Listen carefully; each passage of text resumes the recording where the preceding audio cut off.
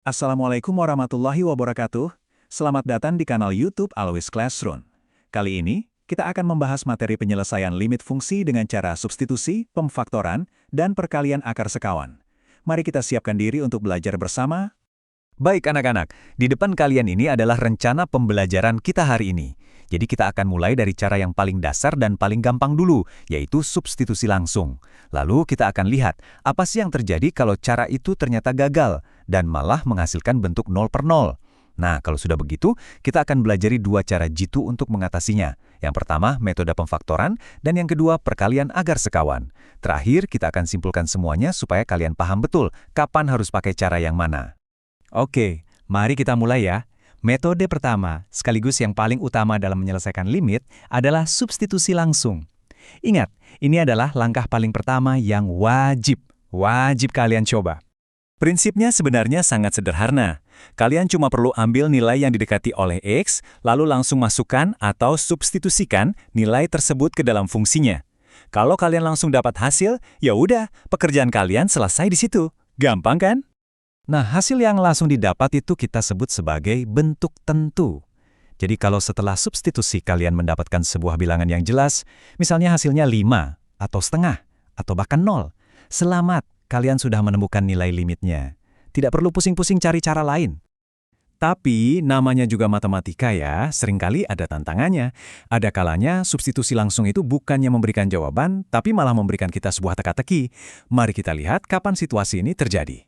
Coba kalian perhatikan contoh di layar. Kalau kita masukkan nilai X sama dengan 2 ke dalam fungsinya, apa yang terjadi? Pembilangnya atau bagian atasnya menjadi 2 kuadrat dikurangi 4, hasilnya 0. Lalu penyebutnya, bagian bawah, menjadi 2 dikurangi 2, hasilnya juga 0. Nah, kita dapat bentuk 0 dibagi 0. Jadi, ini poin yang sangat krusial. 0 per 0 itu bukan jawaban akhir. Bentuk ini kita sebut sebagai bentuk tak tentu. Anggap saja ini seperti lampu kuning di jalan raya yang memberi kita sinyal, "Hei, berhenti dulu, jangan teruskan dengan cara ini." Kamu harus pakai strategi lain. Pertanyaannya sekarang, lalu gimana caranya? Kalau kita mentok di bentuk 0 per 0, apa langkah selanjutnya yang harus kita ambil? Nah, inilah inti dari pembahasan kita hari ini. Ada dua metode utama yang akan kita pelajari untuk memecahkan masalah ini. Oke, solusi pertama kita adalah dengan metode pemfaktoran. Cara ini ampuh sekali, terutama kalau kalian berhadapan dengan fungsi-fungsi yang bentuknya polinomial, atau yang kita kenal sebagai suku banyak. Sebelum kita lanjut membedah soal, coba kita ingat-ingat lagi pelajaran aljabar dulu. Ada beberapa bentuk pemfaktoran istimewa yang akan jadi kunci kita. Coba lihat di layar, terutama yang paling pertama, A kuadrat dikurangi B kuadrat. Mengingat rumus ini akan membuat proses pemfaktoran jadi jauh lebih cepat. Baik, kita kembali ke soal yang tadi ya. Perhatikan baik-baik langkah-langkahnya. Langkah pertama, kita faktorkan pembilangnya. Ingatkan bentuk selisih 2 kuadrat tadi, jadi X kuadrat dikurangi 4 itu bisa kita ubah jadi X min 2 dikali X plus 2. Langkah kedua, nah ini dia. Kita lihat ada faktor yang sama persis di pembilang dan penyebut, yaitu X min 2. Inilah biang keladi yang menyebabkan hasilnya jadi 0 per 0. Karena sama, kita bisa langsung coret saja. Langkah ketiga, setelah faktor pembuat 0 itu hilang, yang tersisa tinggal X plus 2. Sekarang baru kita coba substitusi lagi nilai X sama dengan 2. Dan hasilnya adalah 4. Jelas ya? Dengan pemfaktoran, kita berhasil menghilangkan masalahnya dan akhirnya menemukan nilai limit yang sebenarnya. Baik, kita lanjutkan ke metode kedua. Sekarang, gimana ceritanya kalau fungsinya itu tidak bisa difaktorkan karena ada bentuk akarnya? Nah, disinilah kita akan pakai senjata kedua kita, perkalian dengan akar sekawan. Konsepnya sederhana kok. Akar sekawan itu ibarat pasangan dari sebuah bentuk akar. Kalau kita punya bentuk akar A dikurangi akar B, maka sekawannya adalah akar A ditambah akar B. Tandanya tinggal diubah saja. Tujuannya apa? Tujuannya adalah untuk menghilangkan bentuk akar saat keduanya dikalikan.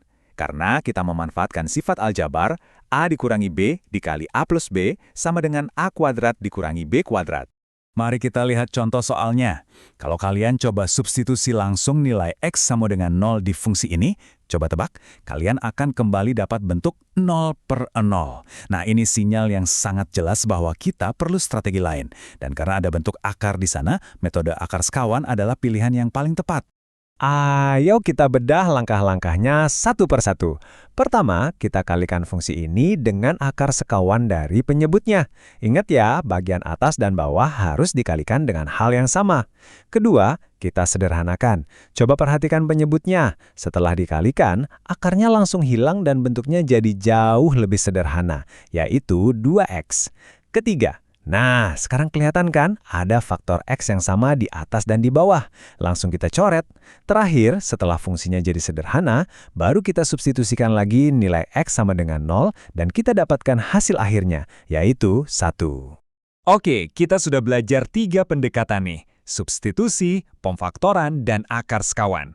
Supaya kalian tidak bingung kapan harus pakai cara yang mana, mari kita rangkum semuanya dalam sebuah aturan main yang sederhana. Nah, tabel ini adalah panduan praktis untuk kalian.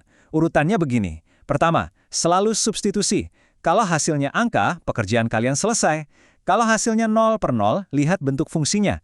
Kalau fungsinya polinomial, gunakan pemfaktoran. Kalau ada bentuk akarnya, gunakan perkalian akar sekawan. Cukup jelas ya alurnya? Simpan baik-baik bagian ini di catatan kalian.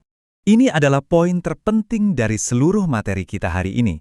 Ibu ulangi sekali lagi ya, tolong dengarkan baik-baik. Selalu, dan selalu, coba substitusi langsung terlebih dahulu. Jangan mentang-mentang melihat ada bentuk akar di soal, kalian langsung berasumsi pasti harus dikalikan sekawan. Belum tentu, siapa tahu soal itu sebetulnya sangat mudah dan bisa selesai hanya dengan substitusi. Baik, kita sudah sampai di akhir pembahasan materi. Ibu harap penjelasan tadi cukup jelas dan bisa membantu kalian semua untuk lebih percaya diri dalam menyelesaikan soal-soal limit fungsi. Tentu saja mungkin ada bagian yang masih kurang jelas atau ingin ditanyakan lebih dalam. Apabila ada pertanyaan, jangan ragu-ragu. Silakan sampaikan di kolom komentar ya. Dan terakhir, jangan lupa like, subscribe, komentar, dan share demi perkembangan kanal pendidikan ini.